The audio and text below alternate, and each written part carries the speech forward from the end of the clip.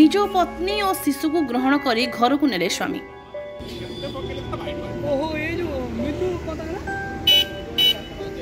शेष में तुटिला विवाद। निज पत्नी और शिशु को ग्रहण करी घर को नहीं गले स्वामी। किछि दिन तले पारिवारिक विवाद कारण डाक्तरखाना जाजपुर बिंझारपुर थाना मधुसूदनपुर घाटकूल गाँवर स्त्री डॉली मल्लिक और नवजात शिशुपुत्र को छाड़ी दे चली परिवार लोके आज तांको कोले नहीं।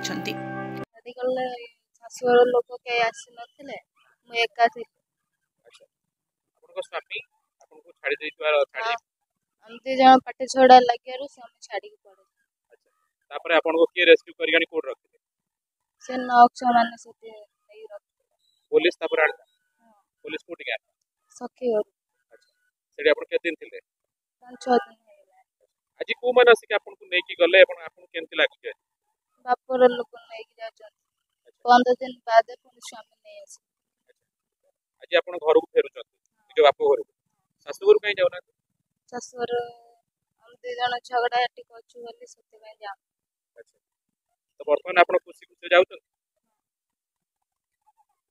केन्द्रापड़ा जिला आली ब्लॉक देवसाही पंचायत केतुआपाड़ नागमठ गाँवर चंदन मल्लिक पत्नी डॉली प्रसव पर जिला डाक्तरखाना भर्ती होइतबा बेले परिवार लोके छाड़ी पळैथिले।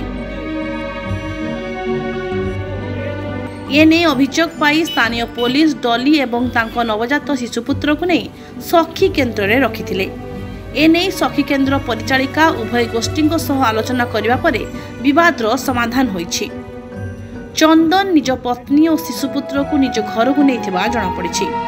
ये मिछ कथा ना घर थिला से मेडिकल थिला से मेडिकल पळि जाथिला रागी पळि जाथिला एठी से मिछ कथा कहि पळि जाथिला। आपन माने कोठ थिले हैदराबाद काली आसी पहुंची आसिला पर तो मु रही मोर जागा रे आज सकाळ आसी एठी रही सकाळ आसी घटना सब।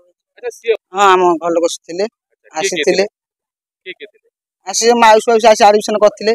अच्छा तापर तापर से पळि थिले छाड़ी पळि थिले छाड़ी पळि थिले आ घर को ये माने नै की पळि थिले ता फेर ता बापा बो आसी ताको बापा बो घर कोथुर आनी एडमिशन करथिले। अच्छा हम हाइदे आसो टिकट टिके ये हलान हां जी आसिले सब पैसा लागी तो पैसा लाग कोन पैसा लाग ताको घर पाखरे रहइबो कि मासे खंड मु पैसा जोगाड़ करी मु घर करी घर हम सेठी गुड घर करी आसी नै कि जेबो आ ताको घर तो रहइबो माने आपन घर कतरा से रहइबे आपन हां हम घर तो रहइबे मास परे मु नेमी आ हां खुशी खुशी जाऊ। जाजपुर आनंद चंद्र साहू को रिपोर्ट।